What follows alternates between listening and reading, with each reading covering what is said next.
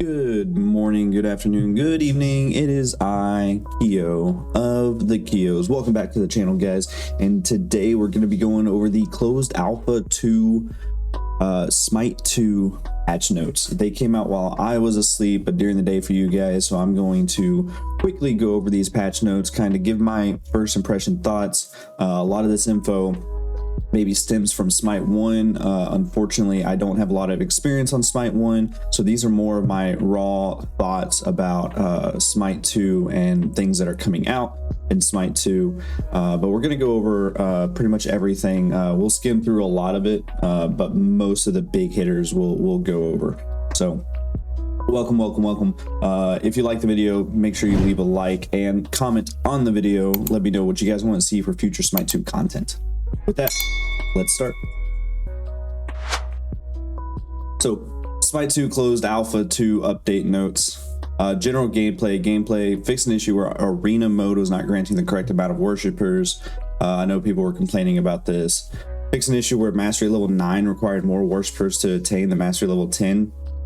So many people were complaining about this, saying that it took so long to go from 8 to 9 for your mastery levels. Fixed an issue where players could get deserter when other players exited the ranked match. They're referring to other players as in somebody not in your party. Fixed an issue where stuns, roots, and mesmerizes still show characters moving for a small distance after being immobilized. I chalked this up to latency, lag and latency, but apparently it was not. It was a server issue. Dashes, leaps, and other movements abilities have been improved to allow you to end in the tween moving at max speed in the direction you want. I have absolutely no idea what that means. Maybe it was a typo to in between moving at max speed. I don't know, guys. Leave a comment. Let me know. What's that supposed to mean? Collision systems have been reworked to reduce issues where characters could fall through collision or become stuck in collision. I know for a good time, and I don't know if it was an actual mechanic, but when you would run into a god, like you're trying to body block a god, you would body block for a couple seconds and then the god would be able to pass through you. And I'm guessing that was a mechanic. It feels like it would be a mechanic, but maybe it wasn't, and that's what this fix is for. That, and then of course collisions around the map between walls and things like that. Sensitivity steps have been changed to allow 0.25 increments. That's really good. Further down the line, they also talk about fixing the settings so they don't revert back to old settings. So that's good.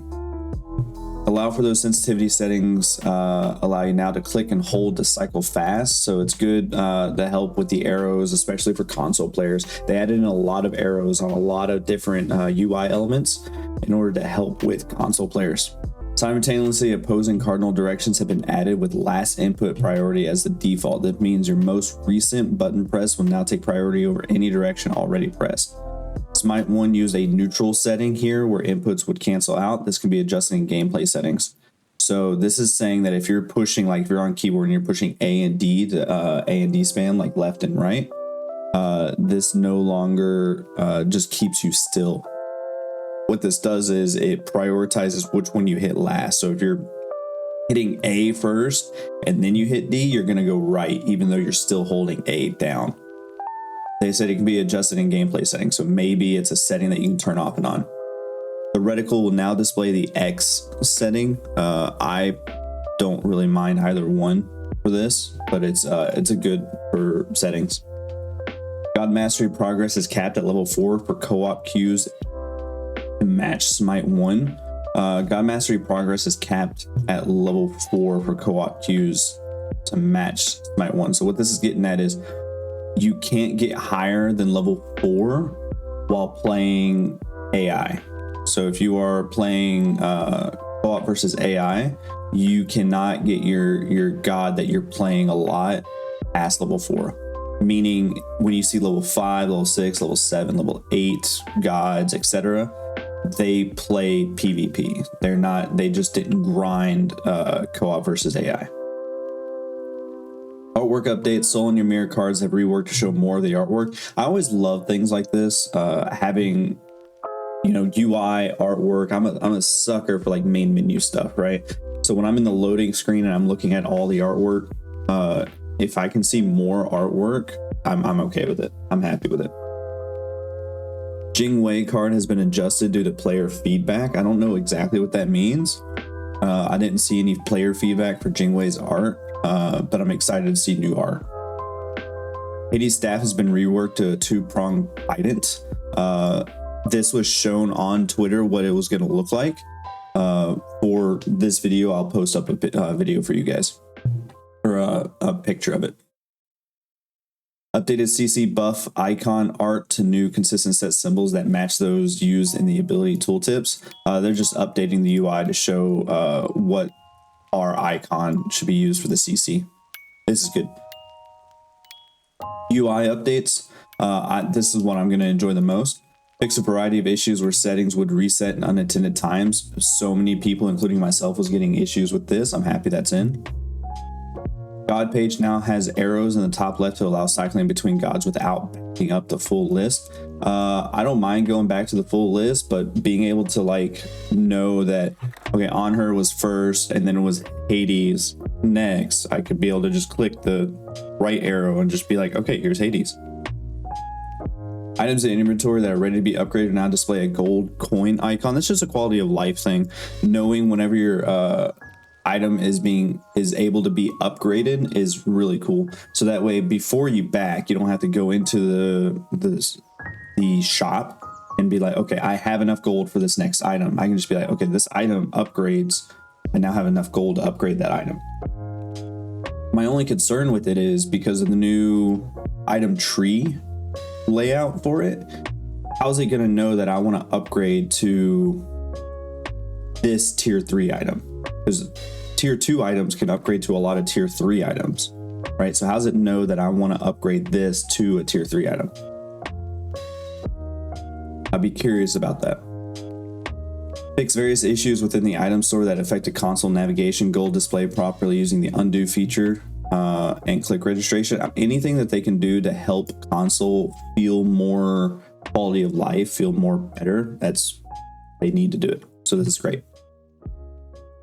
Opening new HUD overlay menus with controller will now close the other ones instead of stacking them on each other. I read this and I didn't realize it was a thing on console, but having multiple menus open up just because you hit the menu buttons would be so tedious to close out. Can you imagine just having to sit there and spam the back button until you get back into the game? Atrocious. So this is a great fix. The in-game store will now default to the minimum setting. I have mine on the normal setting. I don't know what the minimum setting looks like, but I mean, it's just a setting. So if you don't like the minimum setting, just change it back. Fix an issue where the profile page level bar is not matching the player's actual level.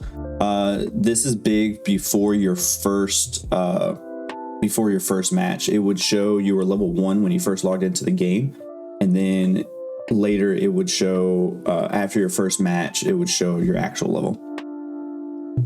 Smite tutorial. A basic combat tutorial can now be played through a unique queue. This is good. I mean, having a tutorial is always awesome.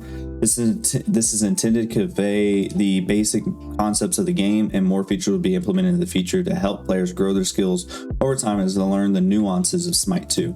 I would like to see a tutorial forced on you when you first get into Smite 2.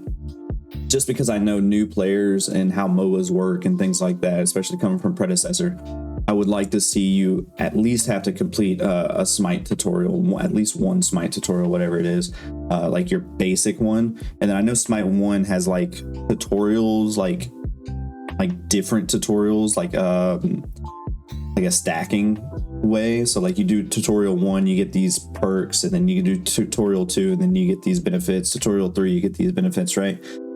I would like to see that return so that way it incentivizes players into playing these tutorials. I am so stoked for this role preference system. The role preference system has been reworked for Smite 2. So in Smite 1, they made it to where you chose 2 roles, and then you try to queue into those 2 roles. In Smite 2, they changed it. Before queuing for Conquest, players will now order their preferred roles from 1 being their most preferred to 5 being their least preferred. and roles for the team will now be assigned based on these preferences. Meaning if I want to play support, I will put that as my number 1, but I do not at all want to play carry because my ping will not allow it. I will put that at my 5, meaning the game will try its hardest to put me in support role as my most preferred. But if it can't because of people queuing up and it doesn't want to kill the queue times to be extremely atrocious, it'll try to queue me with number 2, then number 3, and number 4, number 5 at the least, right? A player can also select fill and their ranks all roles equally. What this means is you can either, when you go into the system, you can do your preferences. You have 2 options. You can select preferences or you can select fill. When you select preferences, you got to rank your preferences 1 to 5. But then there's the tab to the right that says fill. Just click fill if you don't mind playing in any role. Player can select fill if they wish to rank all roles equally. If a player does not receive one of their top 2 roles, meaning 1 or 2, they will be granted priority on role assignment on their next match. The amount of priority granted scales from priority to high priority based on a few factors. What earns a player priority are the follows in order for the most to least priority. If they were given their 5th role, they will get the highest priority on their preferred role, their number 1 role, the next time they queue. So you're not going to go multiple games in a row with a role that you don't want to play. If they were given their 4th role and then they were given their 3rd role, or playing a match with the fill option. So if you played a match with the fill option and then next you wanted a preferred role, it would try to get you a preferred role. Ranked and matchmaking. Ranked. The first patch of ranked tests was successful at the gathering data in order to implement ranked in a new way we want for the long term. But we need to make some adjustments to the current format in order to maintain a healthy ranked mode during the alpha. Players will be able to queue for rank conquests in party sizes of 1, 2, or 5.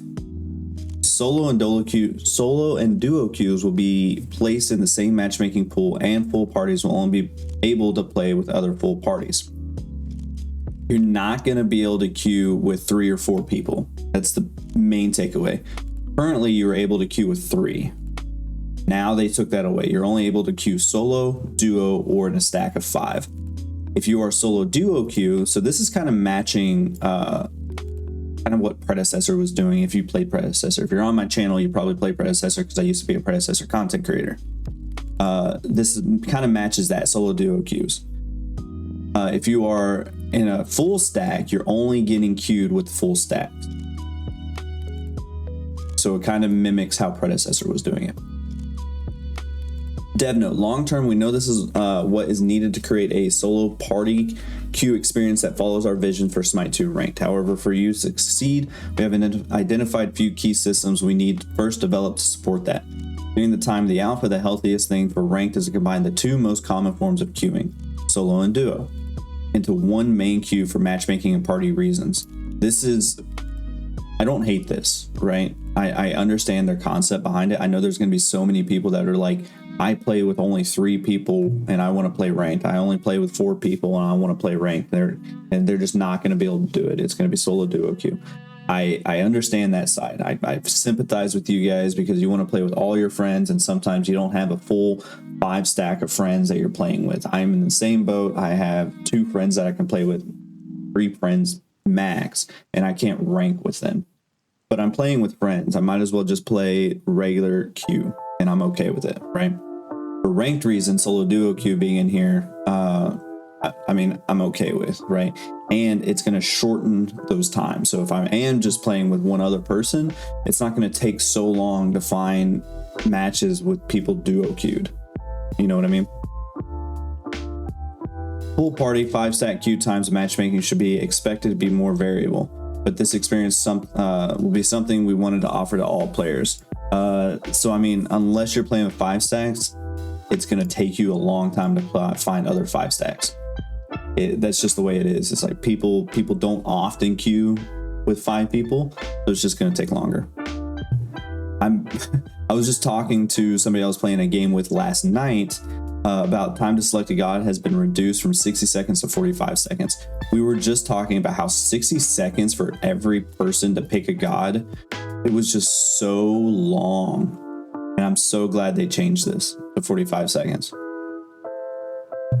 This is only going to affect the select few, but elite rank conquest. What this means is if you're in the top level, I'm going to kind of skim through all this. If you're in the top level, like master rank, diamond rank, you can start queuing into elite rank conquest, meaning that you're not going to be in the regular pool of people playing ranked. You're only able to solo queue in elite ranked conquest, and you lose and gain very minimum amount of SR. Meaning that once you get to that higher levels, you're only queuing in with those higher level people. So your lobbies are like experienced players, and you're only able to solo queue. So it's not, you're not getting into these party matches where it seems unfair. That's pretty much what all this is saying. And you're only losing a little amount of SR, and you're only gaining amount of SR. Skill rating, briefly kind of go through this. What they're saying here is one, that the party reduction rules did not properly apply, meaning that if you were in a party, your SR difference, your gain and your losses would drastically change depending on your party's differentiated SR. Meaning if I'll use ranked, right? If I was a bronze level player playing with a gold level player, because I was playing that gold level player, my SR would skyrocket up, and that's not the intended purposes. So here's the chart that they're going over with. So minimum SR in the party, and then the maximum SR in the party. These are the differences. I hope that makes sense for you guys. The player is affected by party SR reduction for playing in a party for a wide skill range, and a solar SR reduction for playing outside of elite ranked when qualified. The higher of the two values is applied. Players above Obsidian rank 2, 4000 SR will be reset back to 4000 SR. Ranked leaderboards. I'm happy that they're doing this, because anything that they put into the game that I don't have to go to a third-party site is phenomenal. In-game leaderboards displaying detailed information on top 1,000 players worldwide will be displayed from the ranked season page. It's unfortunate that right now it's top 1,000 players, because I 100% don't meet that criteria, and I wish I can see where my ranked was. It's a first step implementation. They will eventually add more and more players. Currently, leaderboards will refresh periodically, with live leaderboards coming in the future update. It is inevitable. Right now, it'll just kind of update periodically, meaning if you meet a criteria to be 1,000th player, you're not going to see it immediately as soon as you meet that criteria. Conquest. So the conquest map that we have. Environment art, lane walls, and braziers have been added. I don't know exactly what this means, but I'm excited, because what I think it means is that they've added a better way to tell where the fog of war comes in with the jungle. Meaning I'm gonna see like a wall in front of me, like a stone pillar, I'm guessing, and like a brazier, and I'll see it, and I'll be like, okay, this is where the fog wall, quote unquote, is. So if I'm behind it, people in lane is not going to be able to see me. Lich Head in Chaos Jungle, Medusa Head in Duo Lane, and Gold Fury Pad reworked. I think this is just all cosmetic stuff, but I'm excited because I love cosmetic stuff. A new camp, Pyromancer. So Smite 1, you're familiar with Pyromancer. At 10 minutes into the match, the Pyromancer will spawn and replace the middle buff camp in the Fire Giant side. So we're talking about the middle buff camp. We're talking about if you are on the order side and you're in middle lane, it's going to be on the right side towards Fire Giant. And it's that rotating buff that's right there, like literally right on to the right of mid lane. I mean, I can put a map up to show you guys. Defeating the Pyromancer drops a runic bomb and grants team gold and experience. This is massive. This is going to be the way this is going to be played. You can pick it up, you can place it. It goes into an empty consumable slot. So if you don't have an empty consumable spot, you're not going to be able to pick it up. Players can only carry one runic bomb at a time. When placed, the runic bomb has 2-second fuse. So 1, 2, boom. The runic bomb deals 1000 true damage to structures, minions, and jungle creatures and reduce their attack speed by 35% for 10 seconds. If runic bomb hits an enemy god, it instead deals 300 physical damage and displaces them. The way this is worded makes it seem like it does not do 1000 true damage. So if you put it on a structure and an enemy god runs to it, the way this is worded is saying that the structure no longer takes 1000 true damage, but instead the god will get 300 physical damage and get displaced. I don't think that's how that's going to work. I think that was just kind of a communication error on their part.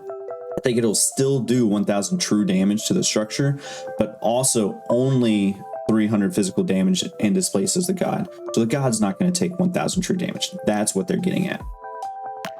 The runic bomb has only 500 health, so it's pretty easily destroyed. You do need to attack the bomb quickly as soon as it gets placed with 2-second fuse before detonating. It's not a lot of time to do 500 health. Enemies can attack the runic bomb to destroy it before it detonates. Tower adjustments. This is going to be massive. I am happy for this. In my personal opinion, towers 100% should be extremely hard to beat, and they should do more damage. So tower health increased from 24 to 27, tier 2 29 to 32, T1 physical power from 215 to 250, tier 2 penetration percent from 30 to 40, and physical power from 265 to 300, and then protections 130 to 135. But like it going up like this, they're harder to kill and they do a lot more damage, which is massive. I don't like that people can tower dive you so early. I think they should be punished for it, and I'm happy for it. Tower bounties, reduce gold bounty reward from 30 to 50, reduce blue bounty reward from 80 to 30. So what it's talking about is, like, you know how when you kill a tower, it has those stages that you can kill it in, and whenever you beat one stage, it drops 2 orbs. That's what it's talking about. So your gold bounty is reduced from, you used to get 30 gold, now you get 15 gold. Reduce blue bounty reward from 80 to 30. So I mean, that's a huge nerf. I would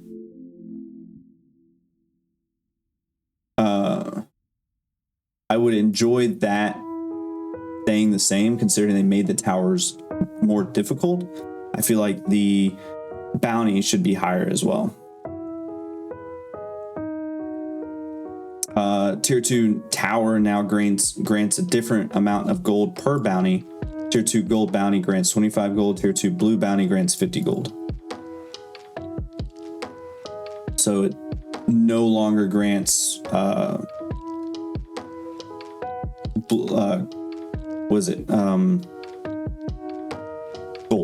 You know what I mean. Phoenix adjustment, health increase from 3,000 to 3,600. Phoenix are now going to be harder to beat. Protections increase from 135 to 150. Again, they're going to be harder to beat. Physical power from 315 to 350. They're going to do more damage to you. And Phoenix penetration percent from 30% to 50%. 50% pin is massive, and I'm excited for it. It's going to be so much harder to tower dive people. Fire Giants adjustments increase from 5625 to 6750, and base protections increase from 38 to 60. 38 to 60 is a massive jump. It's going to be a lot harder to kill Fire Giant. You're not going to be able to kill it with just 2 people and the Queen Naga buff. Base health increase from 1800 to 2250. It's going to be a lot harder to kill the Queen Naga in the jungle, meaning that's going to become a major buff that people are going to start contesting even more now. Protections increase from 20 to 27. It's just going to be harder to beat. Minion adjustments, reduce melee minion starting gold reward from 23 to 20, reduce range minion starting gold reward from 16 to 14, reduce minion gold reward increase per level from 1.5 to 0.05. What this is getting at is minions are no longer going to give so much gold. They're going to give a lot less, meaning it's going to take longer to start to snowball, essentially. What we've seen a lot of is somebody brought up to my attention. They said, somebody said that somebody told them that creep score does not matter in Smite. What I mean by that is in Predecessor, when you last hit a minion, you get a creep score of 1. And people base a lot of things off of people's creep score. You want 100 creep by 10 minutes. That's 1 creep a minute. Or something along those lines. I might be completely wrong in my math. I'm horrible with math, right? Either way, you want a high creep score, right? I had to like say no to that, right? Creep score is always going to matter in MOBAs, whether they keep track of it or not. In Smite 2, they don't keep track of creep score, but they keep track of gold, right? The higher gold, the better off you are because the more items you have, right? So when you last hit a minion, you still get increased experience and you still get increased gold, right? That is your creep score. Your increased gold is your creep score. So having reduced minions, melee minions and ranged minions, reduce gold, that's going to be huge because that means you're not going to be able to snowball as quickly, right? You taking those last hits, you staying in lane more than any other laners and stuff like that to get the more gold. You're not going to be able to get your items as fast as you did previously. Just know that it's going to take longer to get items. Jungle adjustments reduce big rogue cyclops starting gold reward from 90 to 45. Small rogue cyclops reward 15 to 7. Gold reward increase from 10 to 5.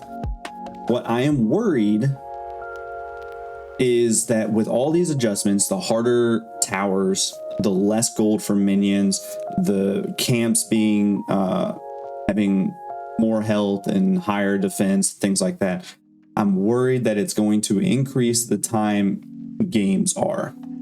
I had a 50-minute game yesterday. It was a good game. It was a very back and forth game. But that's with the current iteration of towers and bosses and things like that. I'm worried that with the changes that it's going to increase the time you're going to be in games.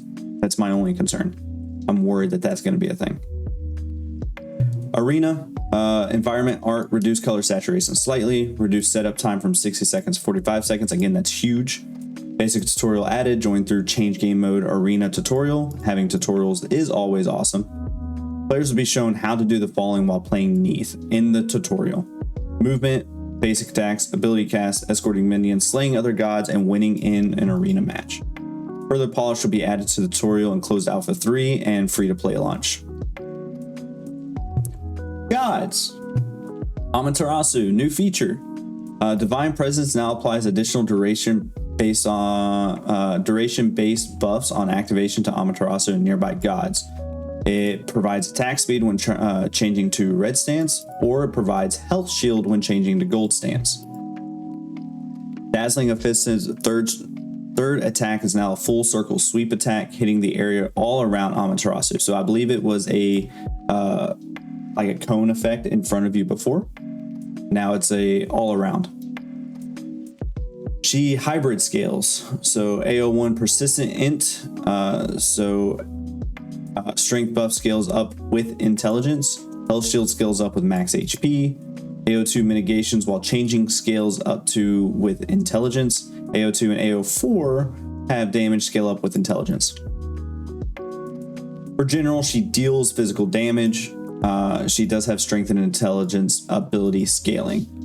So she does physical damage, so you want to build physical armor when fighting up against her. When you are building her, you want to build both strength and intelligence items. So basic attack, melee basic attacks, scales with 100% strength and 20% intelligence. That's where the hybrid comes in. Her passive basic attack enemy 3 times to illuminate their weaknesses, causing them and other nearby enemies to take more damage from all sources. That's going to be big, especially in team fights. Divine Presence ability 1, heal yourself over 4 seconds, alternate between the gold and red buff effects. Gold buff provides a health shield for 6 seconds on activation and persistent movement speed buff.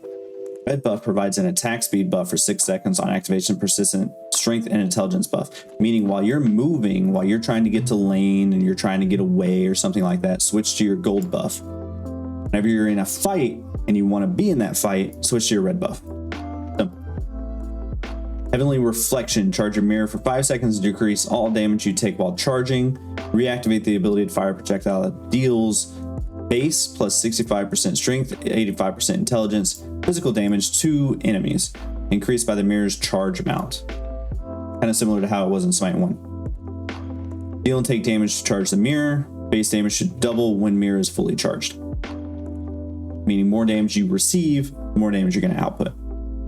Glorious Charge. Silence enemies in front of you for 1 second, then dash forward and deal physical damage.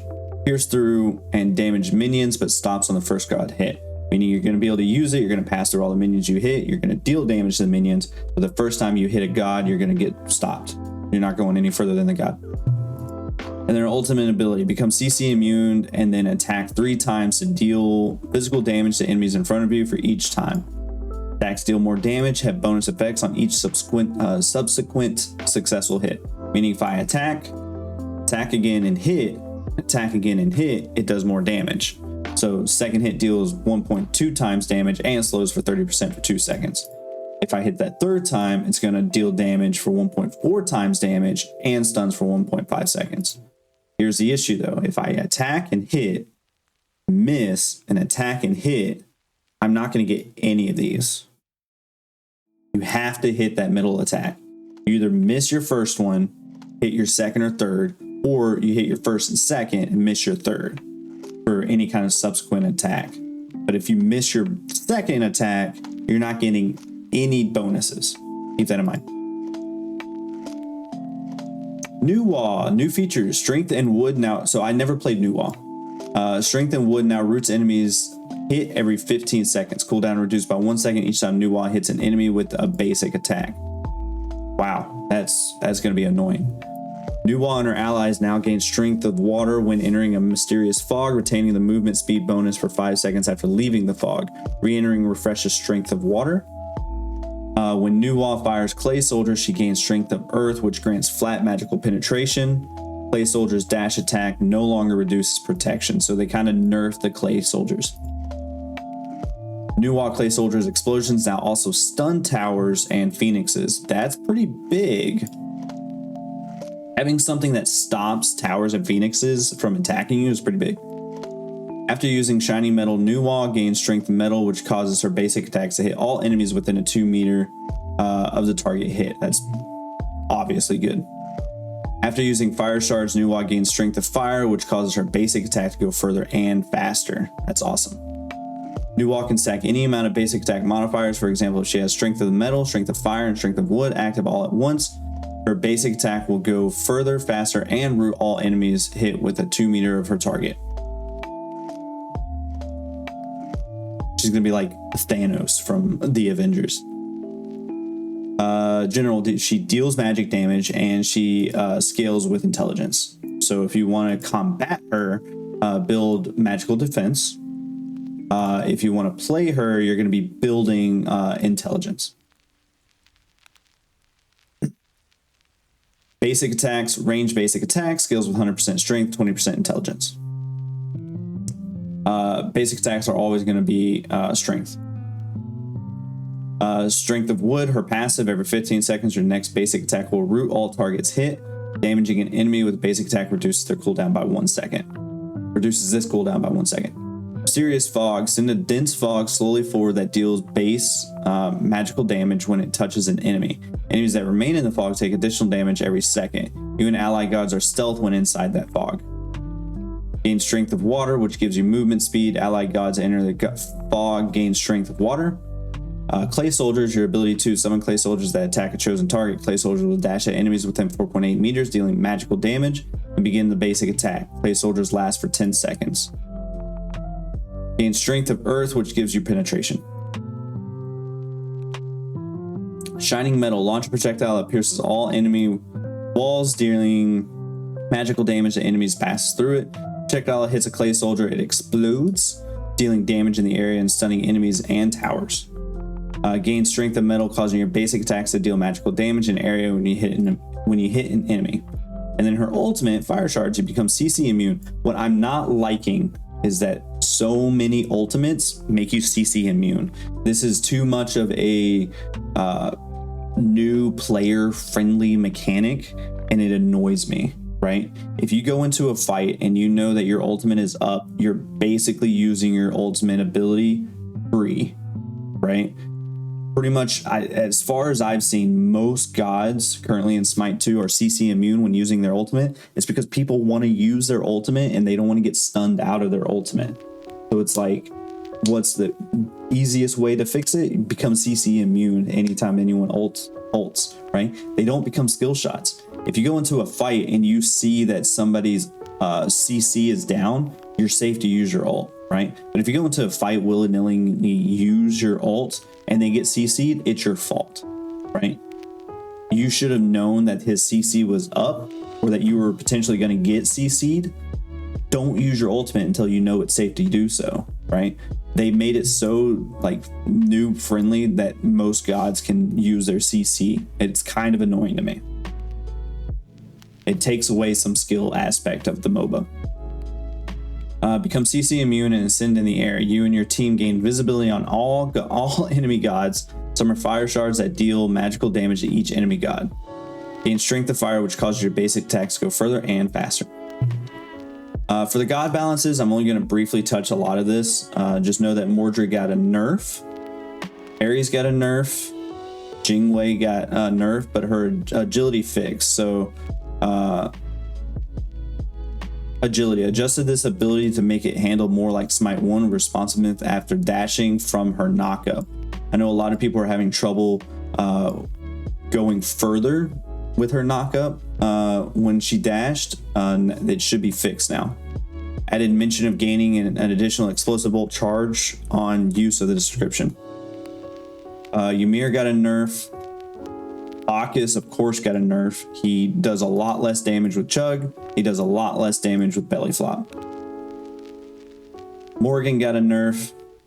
Susanoo got a nerf, of course. Susanoo's Storm Kata decreased spin damage scaling from 50% strength to 40% strength. Wind Siphon decreased damage scaling from 70% strength to 60% strength. He just does less damage with those two moves. Cernunnos buff, Bramble Blast, direct hit now roots and cripples.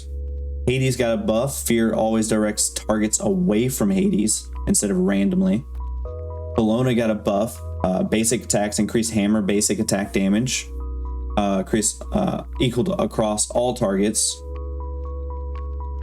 Fix a buff where due to PSV strength scaling, she was dealing different damage to each cleave target until she had full PSV stacks. Soul got a buff.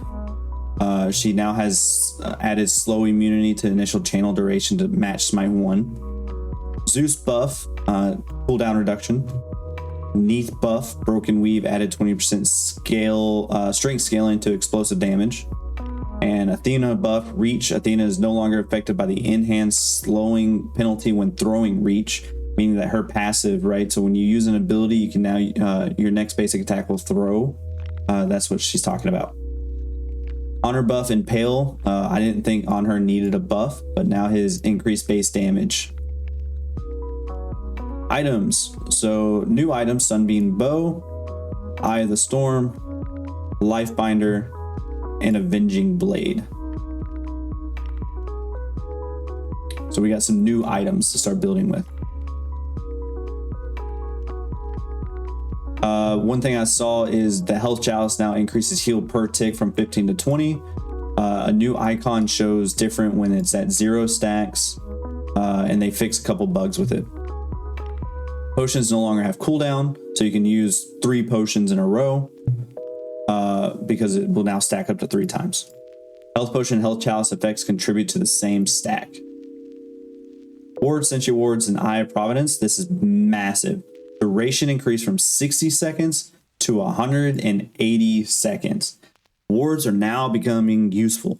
They can now provide 50 gold to the player who killed them.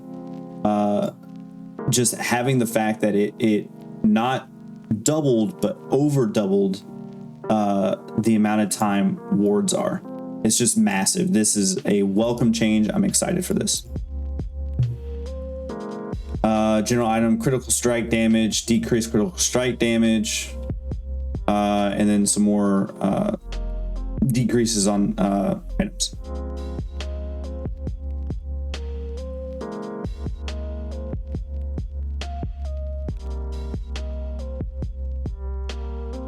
And bug fixes. Odin, Path of Valhalla description updated to better match effects. Lunge affects an issue where towers and phoenixes stop targeting him if he leaped in the range. Backflip fixed an issue where Neath was targetable throughout the leap. Unravel fixed an issue where she could heal off of enemy Neath weaves. That's weird. So somebody threw down a weave. She was able to heal off of that weave.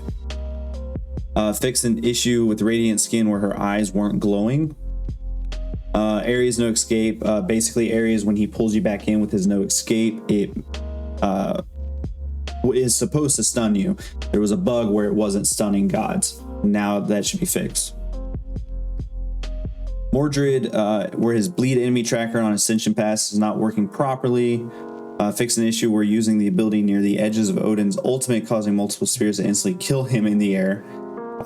Fix issues where he could ghost hit on a client where he'd animate the hit when he actually didn't hit the target. I've seen this a couple times, so that's good that that's fixed. Fix issues where he could get stuck inside a wall geometry if he hits the target in any specific way. And then Heart Slash fix an issue with the sound effects abilities too loud when hitting minion waves. Cernunos fix an issue where he's polymorph, shipping shadows and radiant skin textures back to default. Fix an issue with the upper body not animating after transition from combat to idle stances while moving. Hecate Spell Eater fix an issue where stance swap abilities could exploit the charge up of this ability.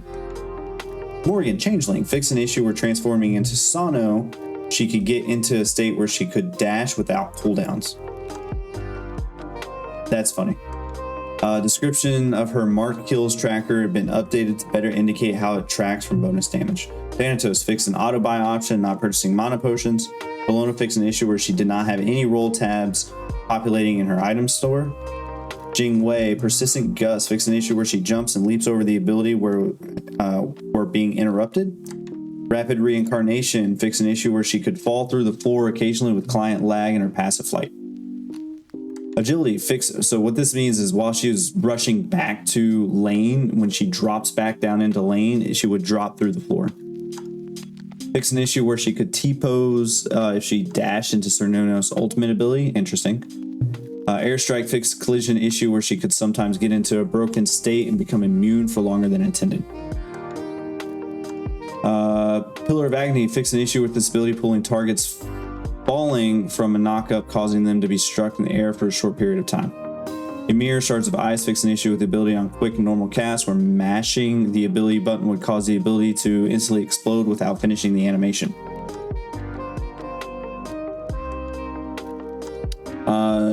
Cersei's Hexstone fixed an issue with this item being able to be used while firing channel abilities. They said sorry, Ymir. So they were using Cersei's Hexstone with Ymir's ultimate. Some bigger streamers on YouTube have been using that, so it's just funny. Fix an issue with the third potion not working or giving HP. Sundering Arc fix an issue where this item would only deal 100 damage to jungle monsters and jungle bosses at level 15. So that's been fixed. UI fixes. Auto skill fix an issue with auto skill setting not working properly. End of match lobby fix an issue with XP and worshiper bars extending past the side of the screen. So this is massive. I'm excited for this fix just because, again, UI fixes are my favorite kind of fixes. Fix an issue where the crowd sound effects can be heard from the end of match loading screen. I had to really use my brain here to figure out what EOML means. An end of match loading. Party queue fix an issue where members weren't if they weren't the party leader, they saw a searching game time as always 0. I'm usually the party leader, but when I wasn't, I noticed that it was 0, so that's a welcome fix. Arena gift tooltips fix a typo in the tooltips displaying the wrong duration. Ranked UI fix an issue with the UI displaying a blank icon when the god isn't selected for a ban. Fix an issue with text appearing over the menu windows during the god selection and ban process. Just more UI fixes. It's pretty welcome. Friends menu fix an issue where console users are getting stuck in certain tabs when interacting and opening the menu. And invite pop-ups fix an issue with console users. The invite party pop-up wasn't highlighting the accept or decline button properly. General gameplay fixes. If you heard the sound effects were playing in rapid succession when enemies died in a radius before being hit, the towers would make like a loud, like repetitive sound every once in a while. That's been fixed. Where oracles would stretch when they died. Some of this stuff is like some semantics, but it's good fixes, obviously. Some some items shop fixes and disconnect fixes. Fixed a variety of issues that could happen to clients in the state where they would reconnect as a spectator after they disconnected, or crash, meaning that you should be able to rejoin as a playable character instead of a spectator. And that is it. I know towards the bugs and stuff like that and the items, I kind of rushed through those a little bit, and there's a reason for that. If I go through everything, this video is going to be an hour long. I'm already pushing 45 minutes before editing, but I will edit this down, try to get it down to like 30 minutes.